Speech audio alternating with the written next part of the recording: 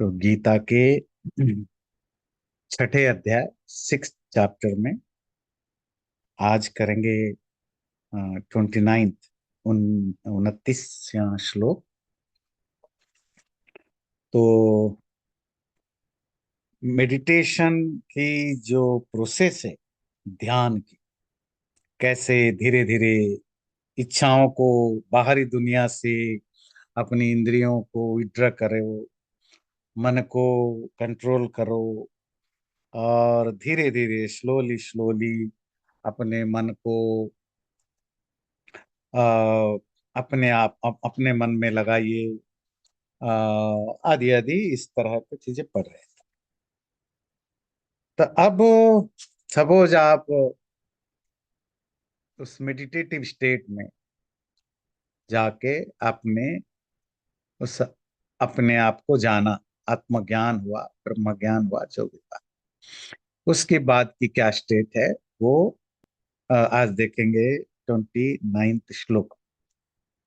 सर्वभूतस्थमात्मानं सर्वभूतानि चात्मनि ईक्षते योगयुक्तात्मा सर्वत्र समदर्शनः। वो व्यक्ति योग युक्तात्मा, जो अपने आप को, अपने मन को, आत्मा मतलब यहाँ सोल नहीं, अपने आप को, सेल्फ को, जब वो उस योग स्पिरिचुअल प्रैक्टिस के द्वारा युक्त जोड़ दिया, इससे परमात्मा के साथ जोड़ दिया, तो वो व्यक्ति सर्वत्र समदर्शन, सर्वत्र सब जगह एवरीवेयर, समदर्शन, सबको समान इक्वली देखने वाला बन जाता है। और कैसे देखता है? सर्वभूतस्थम आत्मानम, सभी प्राणियों में, सभी क्रिएचरों में आत्मा को देखता है, खुद को देखता है। सर्वभूतानि च आत्मनि, और सभी क्रिएचर्स को आत्मा में देखता है या खुद में देखता है। एक क्षत मतलब देखता है। तो ये जो स्टेटमेंट है, सब में खुद को देखना या आत्मा को जान देखना या आत्मा में सबको देखना, ये वेदों में, उपनिषदों में और गीता में भी अलग अलग चैप्टर में, अलग अलग वे में ये बहुत आता है। क्या कि जब आपको रियलाइजेशन हो जाता है, जब आप उस स्टेट पर पहुंच जाते हैं जहां आप अपने रियल एग्जिस्टेंस को, रियल स्वरूप को, अपने असली स्वरूप को जान जाते हैं, उसके बाद जब आप वापस आते हैं तो कॉमन वर्ल्ड, उसके बाद आपका बिल्कुल जो वर्ल्ड व्यू है वो चेंज हुआ मिलता है। वो क्या होता है? अब आपका ना कोई अपना है ना पराया दिखता है। आप सभी प्राणियों में आत्मा को देखते हैं, उस परमात्मा को देखते हैं। इसका मैं दो तरह से आपको इंटरप्रेट करूंगा, दोनों एक दूसरे से रिलेटेड है। सभी प्राणियों में वो आत्मा को, परमात्मा को देखता है, और परमात्मा में सभी प्राणियों को देखता है। मतलब पूरा संसार परमात्मा में है और परमात्मा सब में है। कण कण में ईश्वर है, सारा संसार ईश्वर में है। उस रूप में देखता है। या दूसरा भी, आत्मा का अर्थ सेल्फ करे, स्वयं, तो भी वो सब में खुद को देखता है। जैसा मैं हूं, मेरी जो रियल स्वरूप है, जब मैं अपने आप को शरीर मन बुद्धि मानता हूं, तो मैं आपसे अलग हूं, उनसे अलग हूं, सबसे अलग हूं। मेरा एक नाम रूप है ना, जो नेम एंड फॉर्म जब बनता है, तो everyone is different to each other, सब एक दूसरे से अलग है।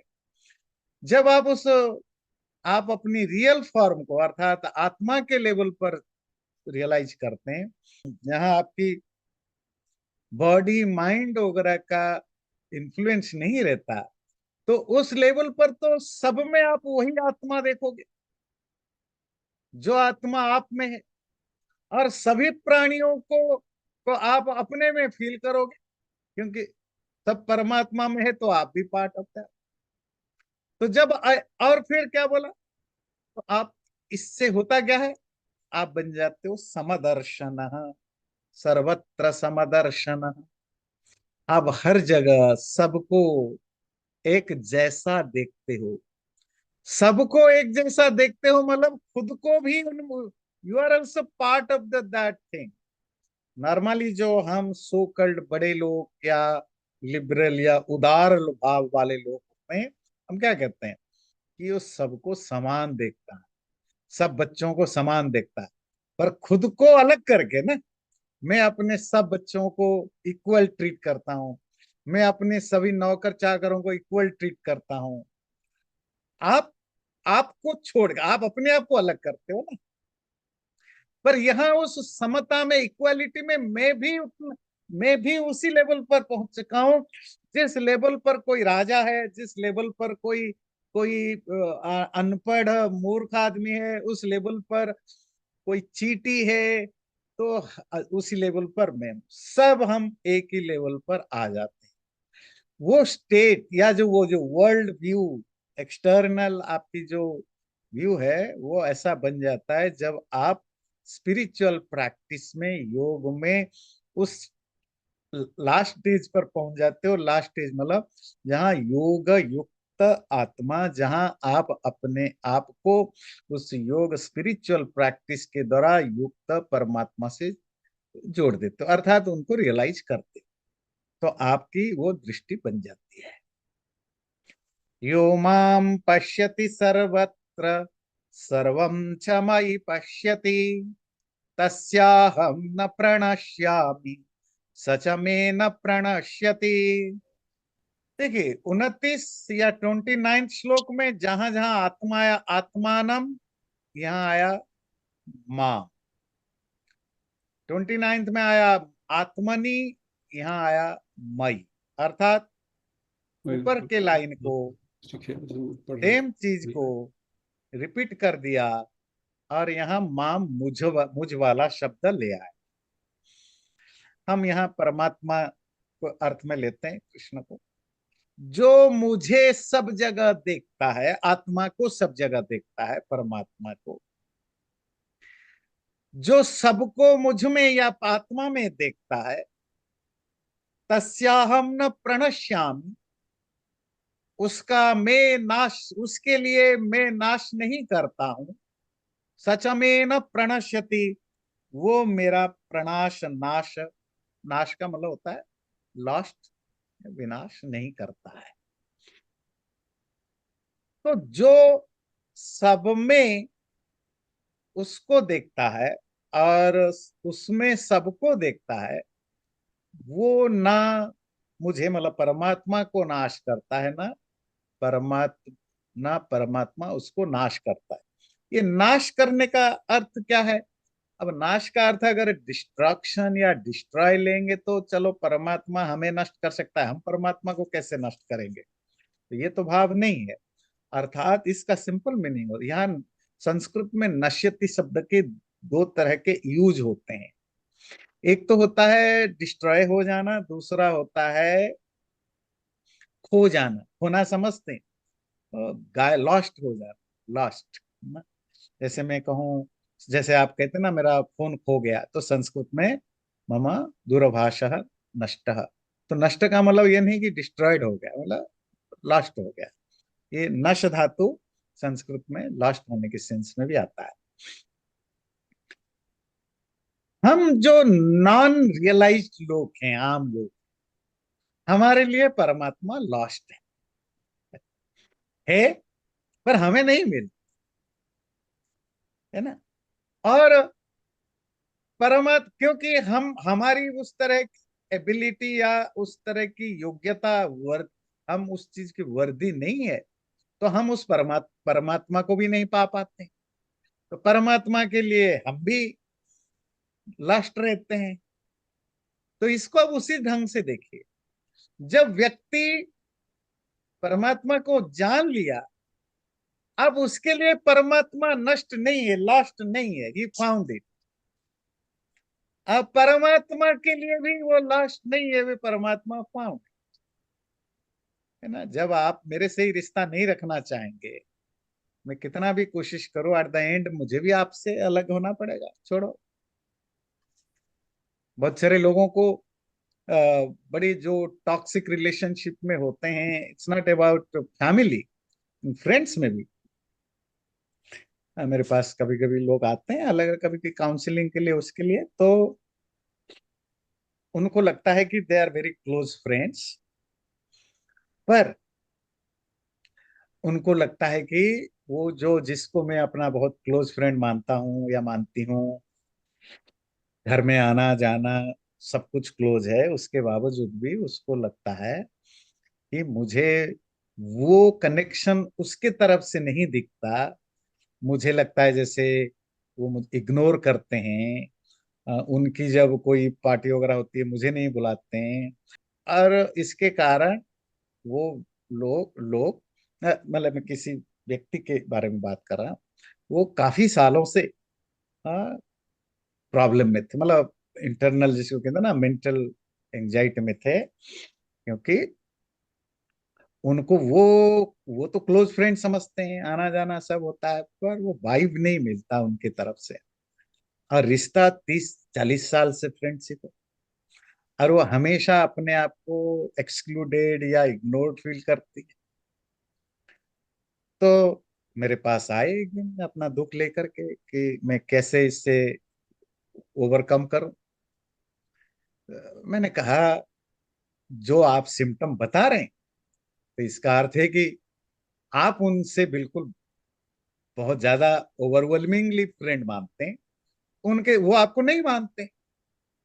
सिंपल बात है। ये वन वे ट्रैफिक में आप चल रहे हैं, तो जितना जल्दी आप रिलेशनशिप तोड़ दें तो आपके लिए उतना फायदा है।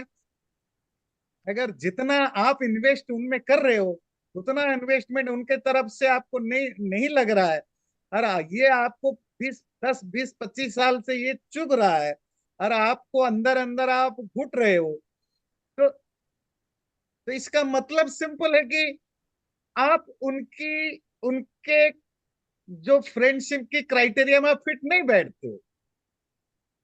तो बेटर क्या है कि आप उनको छोड़ देना चाहिए था कब से। एक नॉर्मल रिलेशनशिप रखते तो एक्सपेक्टेशन कम होता, तो आप ज्यादा शांति से जीते। और आप उन लोगों के साथ फ्रेंडशिप करिए जिन जो जो आपको लगता है कि आपको इम्पोर्टेंस देते हैं, जो आपको अपना समझते हैं, जहां आप फील करते हो कि हाँ ये मुझे अपना मान रहे हैं, वहां आपको करना चाहिए। आप यहाँ बंधे पड़े हो, तो ये तो आपका प्रॉब्लम है। आप एक्सट्रीमली डिटाच अटैच्ड हो रखे हो, और सामने से आपको कुछ मिल नहीं रहा है जो आप बता रहे हो, पर आप खुद उनमें लगे हुए हो। ये तो वन साइडेड चीज है, ये आपका प्रॉब्लम है, उनका नहीं है। उनको मैं क्यों दोष दूं? उनको अगर आप अच्छे लग ही नहीं रहे हो, चलो अच्छा नहीं, चलो आपको अगर वो अपना सर्कल का अपने सर्कल के मेंबर समझ नहीं पा रहे हैं, उनका थोड़ी प्रॉब्लम है। तो हर इंसान की अपनी एक अपनी चॉइस होता है। आप वहां जबरदस्ती घुसे पड़े हो उनके सर्कल में, वो आपको एक्सेप्ट नहीं कर पा रहे, that's your problem, not your problem. बात समझ में आई? तो आपको अगर कोई पसंद, आप अगर किसी को चाह ही नहीं रहे हो, तो अपने आप आपसे अलग हो जाए। कोई इक्का दुक्का होगा जो एक्सट्रीमली अटैच्ड हो। अच्छा, और एक तरह के लोग बहुत ज्यादा इस तरह के प्रॉब्लम में फंसते, मैं जरा टॉपिक अलग कर रहा हूँ, पर इट्स इंटरेस्टिंग टॉपिक। ये जो हमारे सो कॉल्ड ब्लड रिलेशन होता है ना, ब्लड रिलेशन, उस दिन वाल्मीकि रामायण में भी आप पढ़ रहे थे, है ना। ब्लड रिलेशनशिप के कारण बहुत सारे लोग अपनी लाइफ की, जिंदगी भर की खुशी, जिंदगी भर की बहुत कुछ सैक्रिफाइस करते हैं just to maintain the blood relationship. और वो हमेशा उनके लाइफ में सिर्फ मिजेरी, दुख के अलावा कुछ नहीं। जी ये मेरा भतीजा, ये मेरा भाई है, ये मेरे भांजा है, ये मेरा वो है, वो मेरा जो भी ब्लड रिलेशनशिप, ये तो मेरे अपने हैं। भाई तेरे अपने हैं वो तो नहीं मानता ना। तुम मानते हो, तुम इन्वेस्ट कर रहे हो, इमोशनली, फाइनेंशियली, फिजिकली तुम इन्वेस्ट कर रहे हो, उनके तरफ से तो कुछ नहीं हो रहा है। उल्टा आपको शत्रु भाव दिखता है कभी कभी। मतलब जो भी जेलेसी, एनवी या प्रॉपर्टी के लिए झगड़े जो आपको उनके तरफ से दिखता है, तो आप बेवकूफ हैं, वो थोड़े ही हैं, वो तो क्लियर है आप उनके लिए क्या हो। ही और she is clear about, they are happy with their life. आप अपनी और अपनी फैमिली की लाइफ बर्बाद कर रहे हो, क्योंकि आपको क्लैरिटी नहीं है लाइफ में। आपको 70 80 90 साल जीना है, आप उसमें अगर 40 50 साल इस तरह के टॉक्सिक रिलेशनशिप में बिता देते हो, ये एक्सपेक्ट करके कि सब ठीक हो जाएगा, तो ये आपकी अननेसेसरी एक्स्ट्रा अटैचमेंट है जो आपको प्रॉब्लम में डालता है। इस तरह के हमारे यहाँ ये जो खोखले जिस आइडियलिज्म में फंसे हुए आपको करोड़ों में मिलेंगे, करोड़ों में मिलेंगे जो खोखले आइडियलिज्म में फंसे पड़े हैं और वो अपने लाइफ को नर्क कर रहे हैं, अपने फैमिली की लाइफ को नर्क कर रहे हैं, अपनी सुख शांति को कुर्बान कर रहे हैं, जस्ट फॉर, ना वो, for the sake of idealism. इसका कोई सेंस नहीं। चलिए, ये तो थोड़ी आपके लिए वैसे डे टू डे लाइफ की इशू बताना था। अब वापस आइए सिंपल। जब हम परमात्मा को के बारे में ना सोचते, ना मानते, ना जानते, ना कुछ फर्क नहीं पड़ता, तो परमात्मा की जो कृपा है जो आप उपनिषद वगैरह में पढ़ते हैं, आपको कैसे मिलेगी? क्योंकि परमात्मा की कृपा को पाने के लिए आपकी एलिजिबिलिटी होनी चाहिए, किसी चीज को पाने के लिए आपकी कोई योग्यता होनी चाहिए, वर्थी होना चाहिए।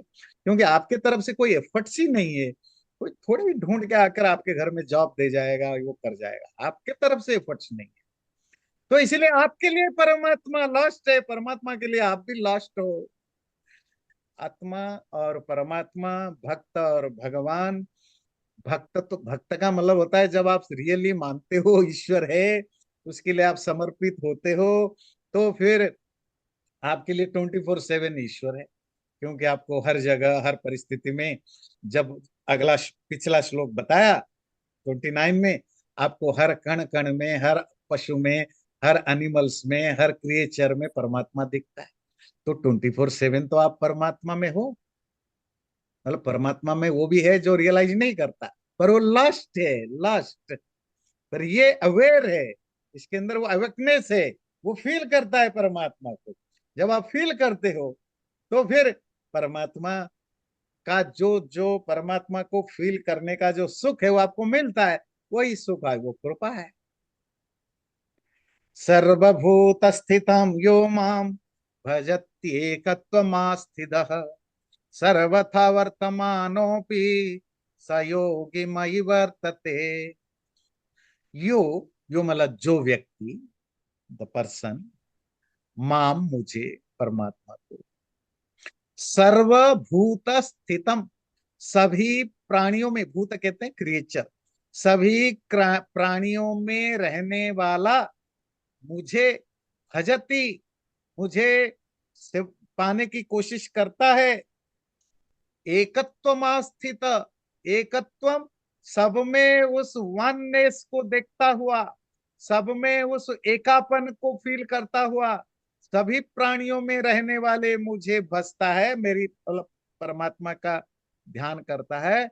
सर्वथा वर्तमानो भी, हर तरह से रहते हुए भी, इस सर्वथा शब्द इंटरेस्टिंग है, हम चर्चा करेंगे। सर्वथा वर्तमानो भी, सब तरह से, इन ऑल रेस्पेक्ट, रहते हुए भी, वर्तमानोपि स योगी मई वर्तते, वो योगी मुझ में ही रहता है। तो जो सब में रहने वाला, जो वो पुराने श्लोक का ही रिपीटेशन है, जो सब में रहने वाले मुझे या परमात्मा, एक, वही एक तत्व जो सब में है, that one which is in everyone, ऐसे रहने वाले मुझे परमात्मा को भजता है, अर्थात भक्ति करता है, समर्पित करता है। वो व्यक्ति सर्वथा, हर तरह के चीजों में इन्वॉल्व होने पर भी, वर्तमानोपि, सर्वथा हर तरीके के, ऑल टाइप्स ऑफ, था था शब्द टाइप्स में, ऑल टाइप्स ऑफ चीजों में वर्तमान रहने पर भी मई वर्तते, मुझ में होता है, परमात्मा में रहता है। क्या भाव है कि जो जो रियलाइज्ड पर्सन है ना, मतलब जिसने परमात्मा को जान लिया, और जानने के बाद जानेगा तो खुद के अंदर, और जो वापस आएगा जानेगा सब में वही परमात्मा है। तो ऐसे व्यक्ति अपनी डे टू डे लाइफ में मेरे और आपके तरह हर एक्टिविटीज को भी वो भी करता है। वो भी बाथरूम जाता है, वो भी खाना खाता है, वो भी सोता है, वो भी लोगों से बात करता है, वो भी अपने खाने पीने के लिए जुगाड़ करता है। ना वो कुटिया में रहे, महल में रहे, उसको भी टेक केयर करता है। वो हर तरह के काम करता है। तो हर तरह के काम करते हुए भी वो व्यक्ति हम मेझ में ही रहता है। वो हमेशा परमात्मा में ही रहता है। हमारे और उसमें क्या फर्क है? हम सब तरह के काम करते हुए उन्हीं कामों में ही रहते हैं, उन्हीं उन्हीं चीजों में ही रहते हैं। और वो सब कुछ करते हुए भी 24/7 उसी में रहता है, परमात्मा में रहता है। ये एक साइकोलॉजिकल स्टेट है, ये समझना जरूरी है। जैसे आप आप यहाँ सारे मैरिड हैं, सब घर गृहस्थी वाले हैं, बच्चे वाले हैं। तो जब आप कहीं भी होते हैं, आप अपने घर में हैं, ऑफिस में हैं, टूर कर रहे हैं, घूम रहे हैं, किसी एग्जॉर्शन में है, एक्सर्शन पर है, कुछ भी कर रहे हैं, एंटरटेन कर रहे हैं, आपके अंदर 24/7 आपकी जो स्पाउस है, बच्चे हैं, वो 24/7 आपके अंदर होते हैं सबकॉन्शियस। आपको हमेशा वो चिंता रहती है कि उनका क्या हो जाएगा, है ना। आप कहीं भी होते हैं, आपकी हर एक्शन के पीछे, सपोज आप कंपनी में, आपको बुरा लग रहा है, यहाँ काम नहीं करना, बहुत चीज खराब है, आप छोड़ क्यों नहीं रहे? सबकॉन्शियस में वो बात है, मैं छोड़ दूं तो मेरा घर का क्या होगा, घर में जो मेरी स्पाउस है, बच्चे हैं। अगर आप इंडिविजुअल होते हैं ना, अनमैरिड होते, आपकी कोई रिस्पॉन्सिबिलिटी नहीं होती, आप आप आप जल्दी डिसीजन लेते हैं, आप किसी को केयर नहीं करते हैं, है ना, बस को, है ना, रहने दो तुम, चले हम। पर आप हम क्यों नहीं कर पाते? सबकॉन्शियस में वो चल रहा है। हमारी लाइफ की हर वो मूवमेंट कहीं ना कहीं, किसी ना किसी रूप में, सबकॉन्शियस में जो हमारे रिलेटिव्स हैं, हमारे पेरेंट्स, हमारे बच्चे, हमारे स्पाउस, वो उनकी एग्जिस्टेंस की जो सबकॉन्शियस मेमोरी है, वो हर हमारे वो डिसीजन में कहीं ना कहीं इन्फ्लुएंस करते हैं। इसका मतलब मैं कहीं भी रहूं, कैसे भी हालत में रहूं, 24/7 मैं उन्हीं में होता हूँ, उन्हीं, है ना, उन्हीं के ख्यालों में, उन्हीं के थॉट प्रोसेस, वही मेरे थॉट प्रोसेस में हावी रहते हैं। कॉन्सियसली में भी मुझे याद पता ना हो, नहीं मैं तो अपना काम कर रहा हूं, नहीं, आपकी हर डिसीजन के पीछे वो रहता है। हाँ, अगर आप अपनी फैमिली से प्यार करते हैं वो कंडीशन भी अप्लाइड है ना। मतलब आपको अगर बस मजबूरन आपकी फैमिली निभाना होता है, आपको पेरेंट्स से बहुत ज्यादा कुछ इमोशनल अटैचमेंट नहीं, या अपने बच्चे या स्पाउस बस क्या करे, ठीक है, हो गया, मैं तो थोड़ा अलग टाइप का आदमी हूँ, है ना, मस्ती वाला, मैं अपना लाइफ एंजॉय करूंगा, ये तो बोझ है, इसका मतलब फिर तो आपके लिए दूसरा दूसरा ऑप्शन है ना। तो उस केस में क्या है, इवन आप फैमिली मेंटेन करते हो, पर आपकी सबकॉन्शियस में क्या चल रहा है, मेरी बेनिफिट क्या हो रही है, मेरा क्या हो रहा है, मेरी क्या फायदा। तो वो दो, वो वाइस वर्सा है, समझ रहे हैं? आप किस चीज से अपने आप को अटैच कर रखे हो, आपके हर डिसीजन में वो आएगा। तो जो अपनी फैमिली को केयर करते हैं, उनके अंदर 24/7 फैमिली है। जो सिर्फ और सिर्फ अपनी एंजॉयमेंट को, अपनी प्रोग्रेस को, अपनी चीजों ध्यान, तो वो सबकॉन्शियस में वो आएगा, बाकी चीजें हो जाएंगे। मतलब हम जो जो पैसे खोर होते हैं, मतलब जो मनी माइंडेड होते हैं एक्सट्रीमली, तो जिनके लिए बच्चे, पत्नी, फैमिली, ये सब जाएं गटर में जाएं, मुझे तो बस पैसा चाहिए। तो जब आप मनी माइंडेड होते हैं तो 24/7 आपको हर चीज में क्या दिखता है? आप किससे फंसे? वो मनी मनी। तो बात समझ में आती है? तो आप क्या फिजिकली, मेंटली, ओरली करते हैं, उसमें वो चीज इन्फ्लुएंस 24/7 रखता है जो आपके दिल में बैठा है। वो दिल में जो बैठा है, पैसा बैठा है, परमात्मा बैठा है, फैमिली बैठा है, जो भी बैठा है। इसी तरह जब आप परमात्मा को जान लेते हो, हमेशा तुम उसी में रहते हो। तुम मतलब तुम्हारा मन, तुम्हारे विचार 24/7 उसी परमात्मा में रहता है। ध्यान दीजिए, है ना? हमें ये चूज करना पड़ता है कि जैसे मुझे बहुत लोग बोलते हैं, जी मेरी बहुत इंटरेस्ट है वो क्लास अटेंड करने की, गीता पढ़ने की, उपनिषद पढ़ने की, संस्कृत पढ़ने की। भाई ये स्वागत है। हाँ जी। 2 महीने के बाद फिर बोलेंगे, जी सॉरी मैं आ नहीं पाया, बड़ा इंटरेस्ट है। कोई नहीं, आप आइए।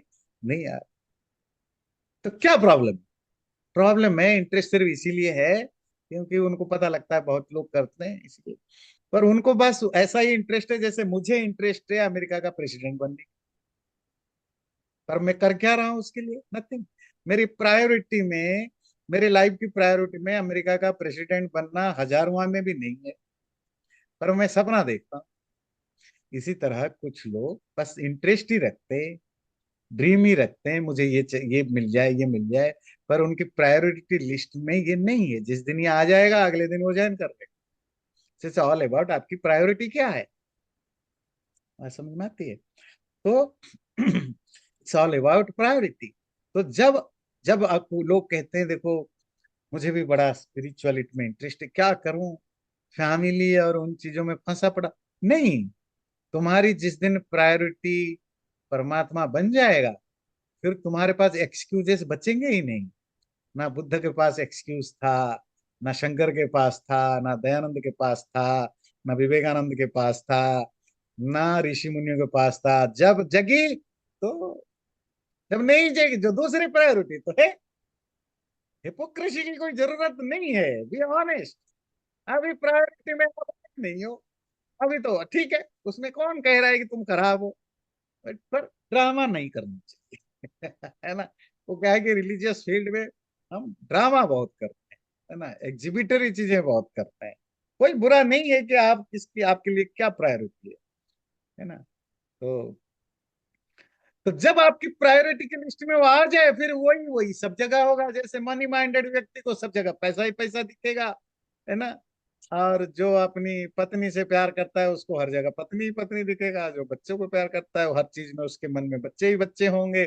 जो पावर के लिए, जो पॉलिटिशियन होते हैं पावर के लिए, वो कुछ भी कर बैठते हैं। कुछ भी कर बैठते हैं, आप समझ नहीं पाते हैं। तो देखिए पुराने जमाने के राजा, बादशाहों की जमाने में क्या करते थे पावर के लिए?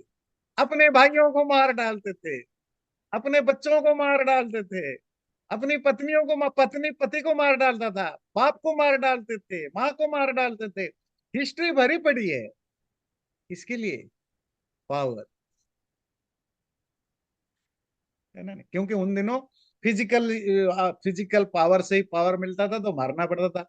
आजकल पॉलिटिकल वे में होता है तो पॉलिटिकल वे में डील करते हैं। तो ध्यान रखिए, इट्स ऑल अबाउट प्रायोरिटी। और इसी तरह जब परमात्मा आपकी प्रायोरिटी में आ जाए, भगवान, तो बाकी चीजें आपको पता ही नहीं चलेगा कब पीछे हट गए। और फिर 24, और जब आप रियलाइज कर लेते हैं कि 24/7 आपके मन में सिर्फ वही वही होगा, उसमें आप हो, आप अपने आप को रियलाइज करोगे उसमें, तो यही भाव है।